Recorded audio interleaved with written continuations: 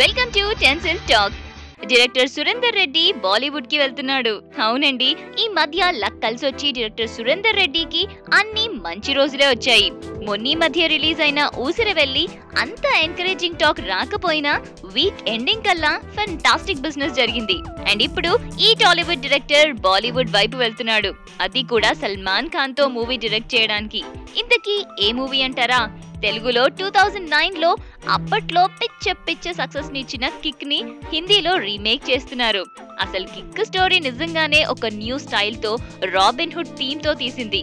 ఇక సల్మాన్ ఖాన్ అయితే ఈ హీరో క్యారెక్టర్ కి కరెక్ట్ గా సూట్ అవుతారు కాబట్టి అడ్వెంచరస్ ట్రాపింగ్స్ చేయాలి అన్నా, కామెడీ రొమాన్స్ పుట్టించాలి అన్నా ఆయనకు ఆయనే సాటి కదా, అందుకే సల్మాన్ ని అనుకుంటున్నారు.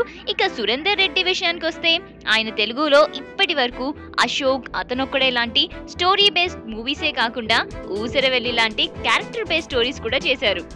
ఎనీవేస్, ఇలాంటి అప్డేట్స్ కోసం just stay tune to indiaglitz.com.